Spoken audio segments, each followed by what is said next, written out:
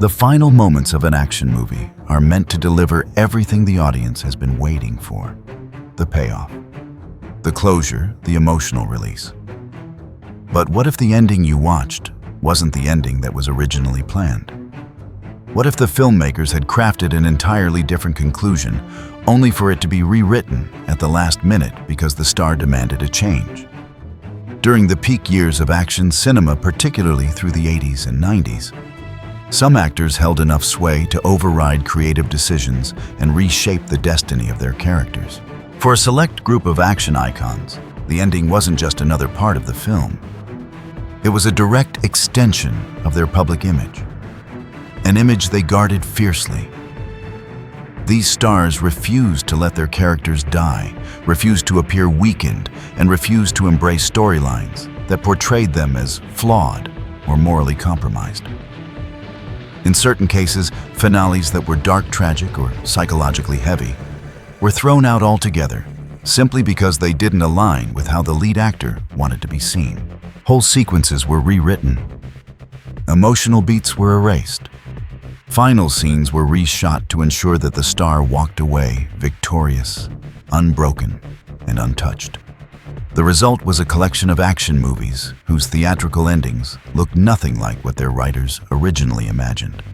Hidden behind the polished final cuts are alternate conclusions, ones filled with defeat, ambiguity, sacrifice, or harsh realism that audiences never got the chance to witness. Today we're pulling back that curtain. These are 15 action films where the lead actor personally altered the ending, reshaping climaxes, erasing original twists, and leaving behind versions of the story that remain buried in drafts, notes, and abandoned footage. Fact 1. Marked for Death, 1990. When Marked for Death was first being shaped, the filmmakers envisioned a finale that carried real emotional weight. John Hatcher, a man haunted by years of brutality, was supposed to confront the psychological cost of his past. In the original ending, he survives the final confrontation, but not without facing the crushing realization that violence has eroded something essential within him. The script intended to reveal a wounded soul, a man who wins the fight, but loses a piece of himself in the process. Steven Seagal refused to let that idea stand. By the time this film entered production, Seagal had built his on-screen persona around the idea of total control. His characters could fight, bleed, and take hits, but they could never appear spiritually broken. According to people familiar with the early drafts, Seagal strongly opposed any ending that portrayed Hatcher as emotionally vulnerable or morally shaken. Anything that suggested inner fragility clashed with the image he had worked hard to establish. As a result, the entire emotional direction of the finale was overhauled. Scenes that dealt with Hatcher's internal reckoning were removed. The darker atmosphere that once surrounded the last moments was stripped away. Instead of a man confronting the moral fallout of years of violence, the final cut shows Hatcher walking off with calm certainty, untouched by the psychological consequences originally embedded in the story. The film's conclusion became a product of star-driven revision, not narrative design. What could have been a haunting, introspective ending transformed into a straightforward display of heroism, crafted to preserve Seagal's preferred identity. Fact 2. The Glimmer Man, 96. Early drafts of The Glimmer Man set up a powerful emotional conflict for Jack Cole. The film originally built toward a climax, where Cole is forced to take the life of the antagonist, a moment meant to reflect the darker instincts he had struggled to leave behind. It would have been a pivotal point, revealing a man confronted by the parts of himself he hoped were gone forever. The ending was meant to be uncomfortable, reflective, and deeply personal. Steven Seagal had no interest in portraying such a dilemma. By the mid-90s, Seagal's characters had shifted toward a more spiritually enlightened mold. His heroes no longer simply fought villains, they embodied a philosophy that rejected unnecessary violence. According to crew members involved with the script evolution, Seagal insisted that Cole could not kill the final adversary. The actor believed the character needed to demonstrate calm restraint, even when pushed to the brink.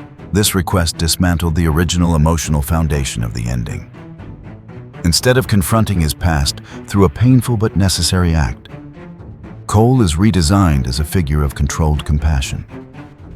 The showdown that once carried moral tension becomes far more subdued, built to highlight serenity rather than conflict. The revised finale no longer aligns with the darker threads woven throughout the story.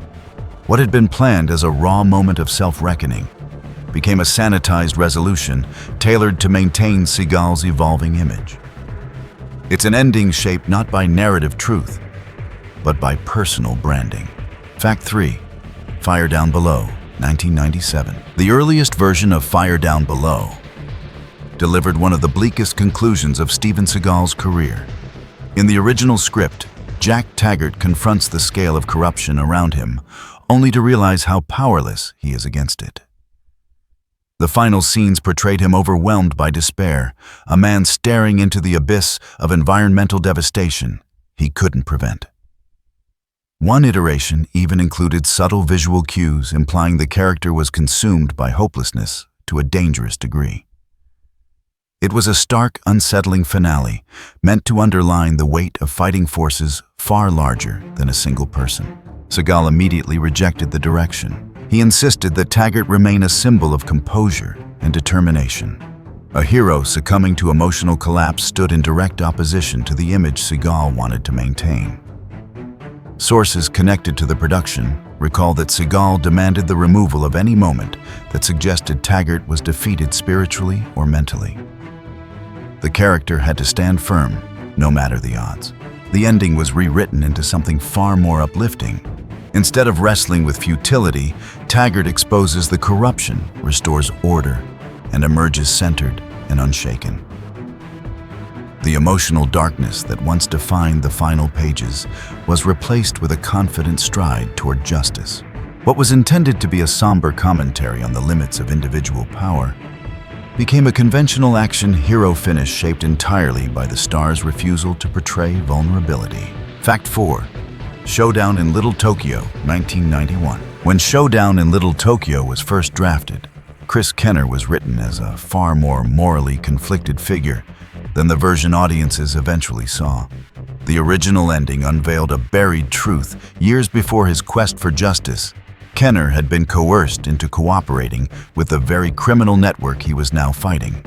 The twist was designed to erupt during the final confrontation, turning the climax into a clash between past shame and present vengeance. It would have reframed Kenner not as a clean-cut hero, but as someone wrestling with a compromised history.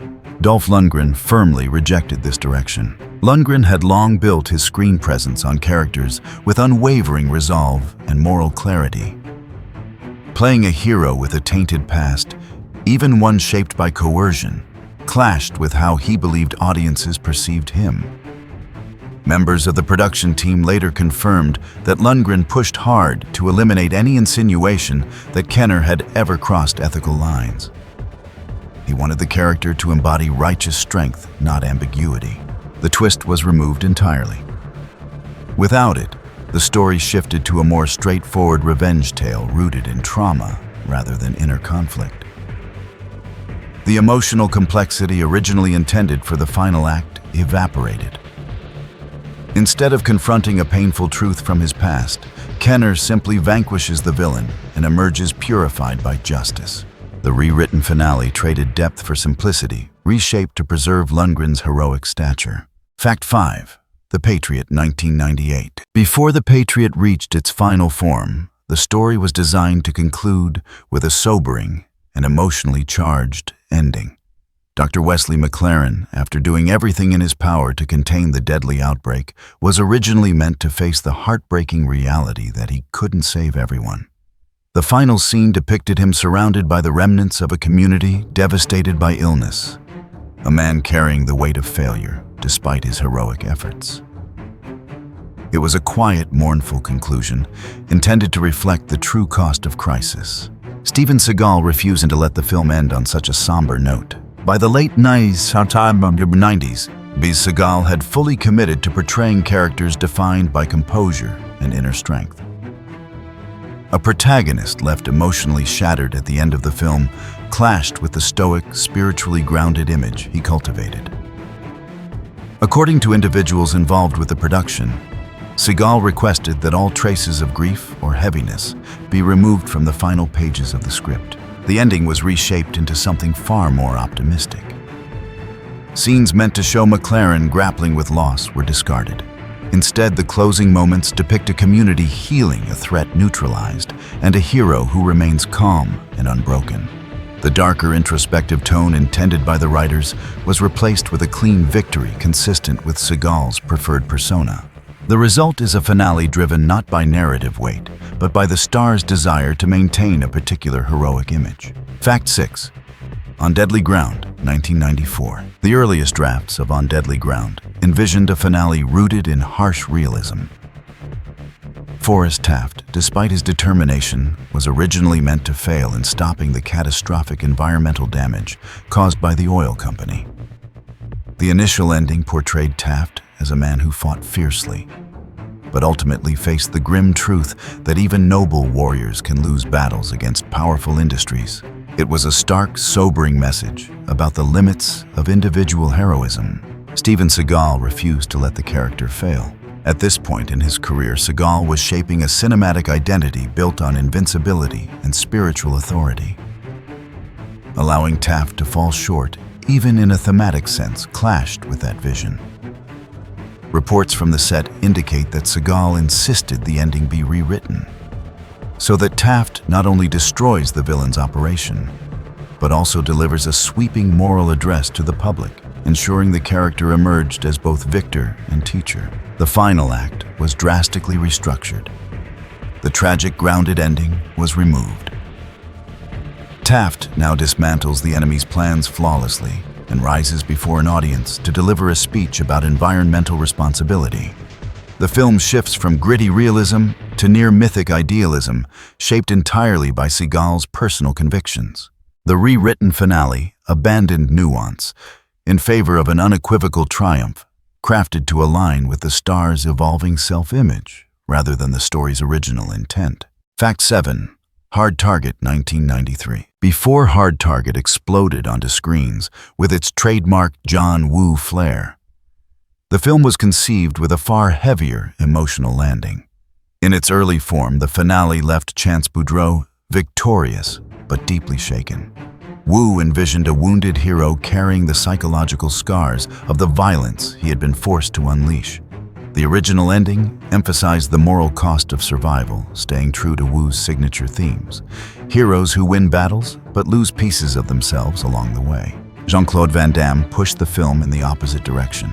At the peak of his global fame, Van Damme was carefully crafting a brand built on unbreakable confidence. A finale that left Chance grappling with guilt or emotional trauma simply didn't fit the persona he wanted audiences to see. According to crew members close to the production, Van Damme insisted the ending highlight strength, control, and charisma, not inner turmoil. The change reshaped the entire final act. Scenes designed to reveal Chance's emotional exhaustion were pared down or removed entirely. Instead, the climax became a high-energy display of physical mastery, ending with a clean sense of victory. The final moments show Chance walking away with certainty, not sorrow. Woo's intended emotional depth was replaced with a more straightforward action payoff, one engineered to maintain the star's carefully cultivated myth of invincibility. Fact 8. Death Warrant, 1990. The original ending of Death Warrant set out to confront the uncomfortable reality that corruption can survive even the bravest attempts to root it out. In the early script, Detective Lewis Burke succeeds in exposing the horrors inside the prison, but fails to dismantle the larger conspiracy driving it. The conclusion left him alive, but conflicted, aware that evil often persists no matter how hard one fights. Jean-Claude Van Damme rejected this approach immediately. Van Damme's 90s screen persona did not allow for ambiguous victories. His heroes defeated threats completely decisively and without lingering uncertainty. Production insiders later confirmed that Van Damme pressed for a rewritten ending that left no doubt about Burke's triumph.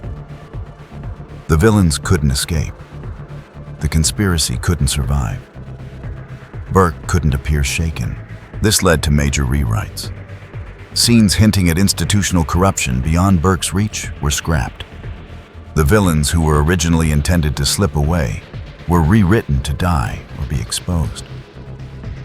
Burke transitions from a man facing moral ambiguity to a champion who single-handedly wipes out the darkness around him. Instead of a haunting message about systemic rot, the final film delivers a traditional action victory shaped to reinforce the star's commitment to portraying absolute justice. Fact 9.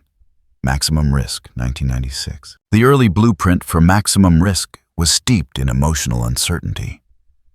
Alain Moreau's confrontation with his brother's hidden life was designed to leave him shaken long after the final fight.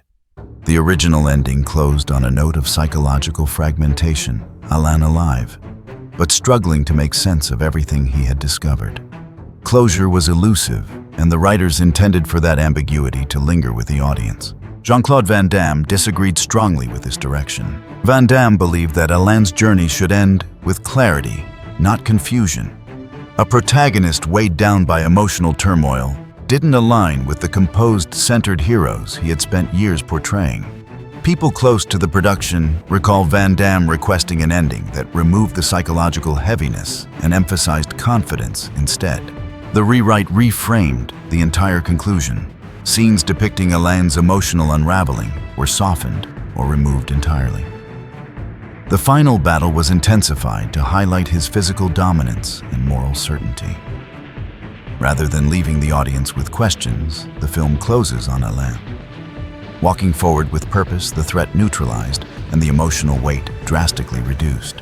The intended introspective finale was replaced with a more familiar action ending formula, adjusted to protect the star's heroic image, rather than maintain the film's original thematic depth. Fact 10. Lethal Weapon 4, 1998. In the earliest story outlines for Lethal Weapon 4, the filmmakers planned to bring the long-running franchise to a close with a harsh reminder of mortality.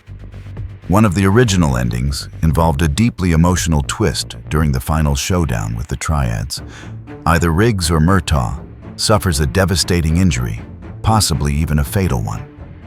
The intention was to acknowledge the toll of age and violence, showing that these legendary partners were no longer indestructible. Mel Gibson and Danny Glover pushed back immediately. Both actors had lived with these characters for over a decade and felt the franchise shouldn't end in tragedy. According to those involved in the script meetings, Gibson believed Riggs had endured years of pain and finally earned a moment of peace. Glover felt that the heart of the series had shifted toward family unity and brotherhood, and a fatal ending would shatter that tone. Their combined influence transformed the finale. Scenes hinting at irreversible consequences were removed. The mood was softened, shifting the story away from a somber farewell and toward a celebratory one. Instead of a grim hospital sequence, the movie ends with warmth, humor, and the sense that the characters are stepping into the next stage of life together. The rewrite sacrificed a bold, emotional finish in favor of a comforting one, engineered by the very actors who defined the franchise. Fact 11. Tango and Cash, 1989. In its first incarnation, Tango and Cash leaned heavily toward a gritty crime thriller aesthetic. The script originally intended for Ray Tango and Gabe Cash to uncover a criminal empire so entrenched that their victory would feel hollow. Even after taking down the main antagonist, the larger network of corruption would survive, leaving the heroes questioning whether they made any difference at all. It was a noir-inspired ending meant to reflect the cynicism of the era. Sylvester Stallone and Kurt Russell wanted something far more upbeat. Stallone, known for reshaping scripts throughout his career, disliked the idea of a victory tainted by uncertainty. Russell also preferred an ending that highlighted the chemistry between the two leads rather than leaning into bleakness.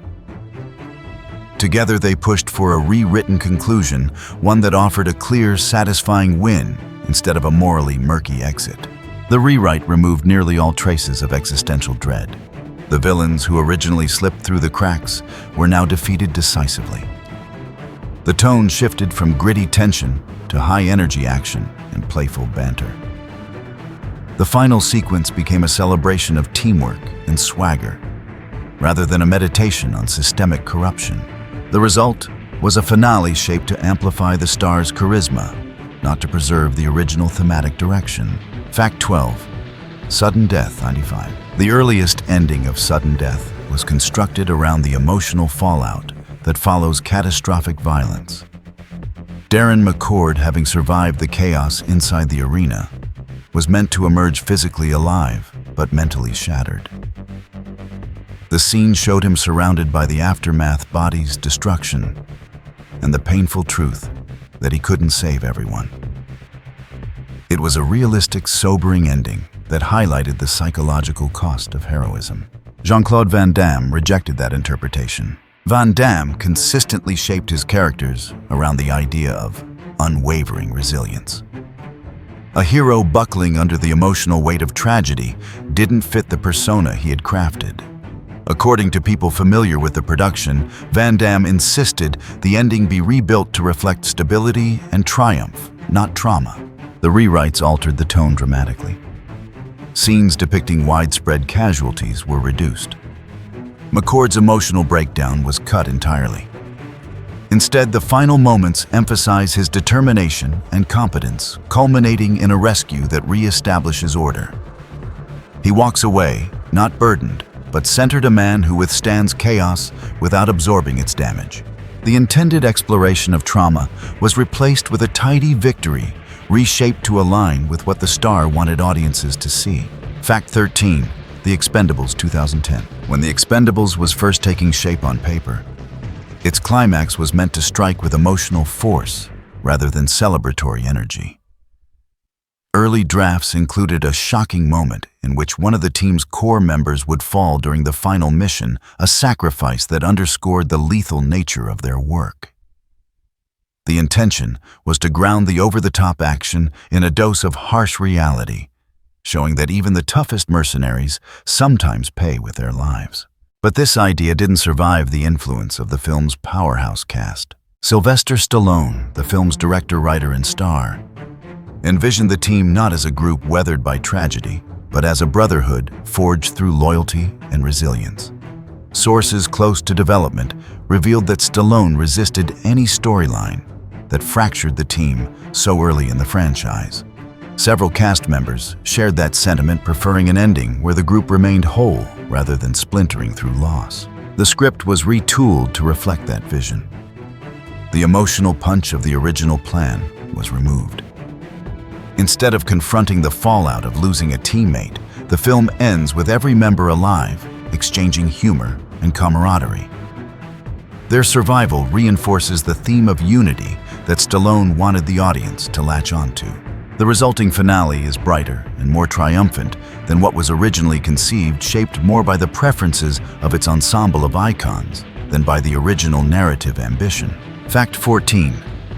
Universal Soldier: The Return, 1999. In its earliest form, Universal Soldier: The Return was crafted to explore the painful aftermath of Luke Devereaux's resurrection.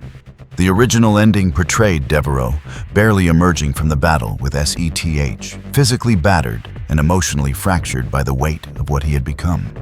The finale was intended to echo the darker themes of the series, the struggle between humanity and programming, and the haunting realization that some wounds never fully heal.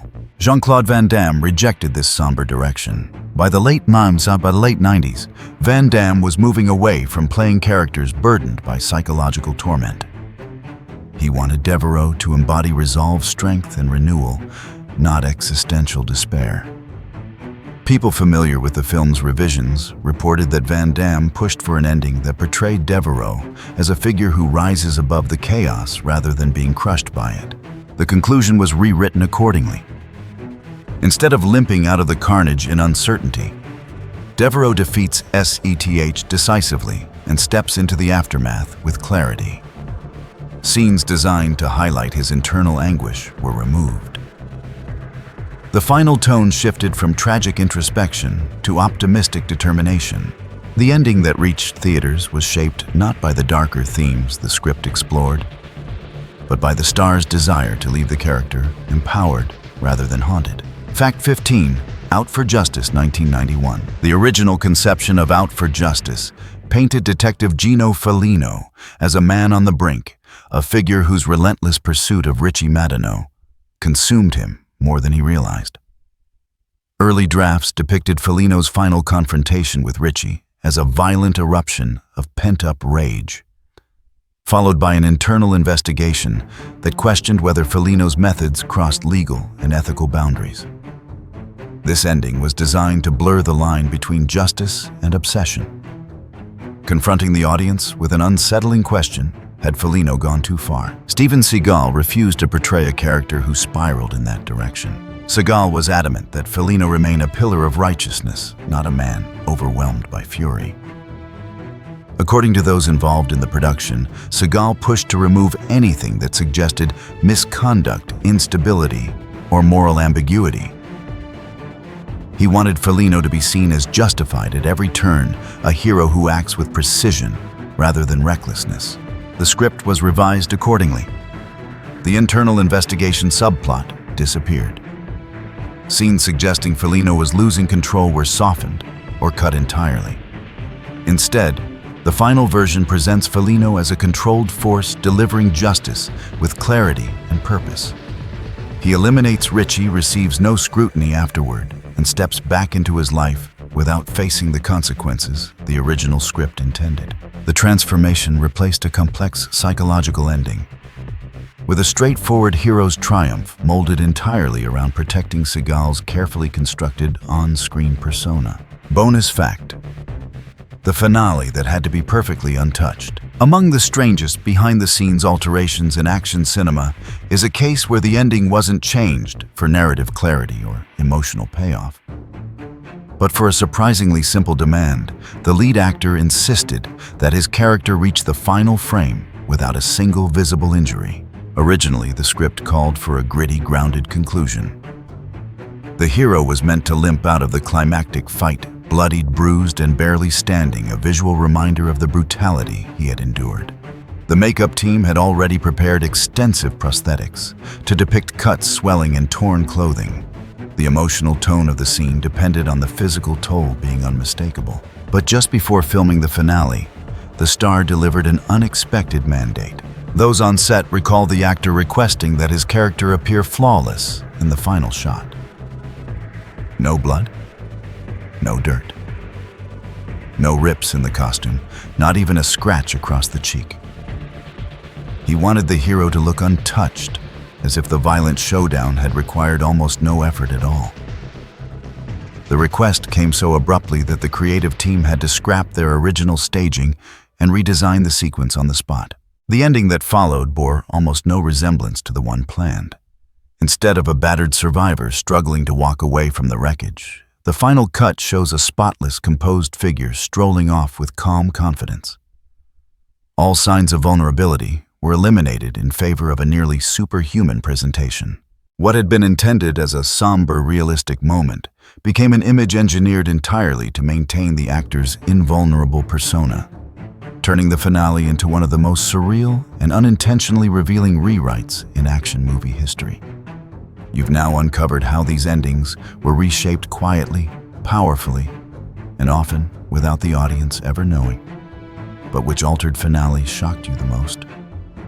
And which original version do you think should have stayed in the film? Tell us your thoughts in the comments below. Your voice helps bring these hidden stories back into the light.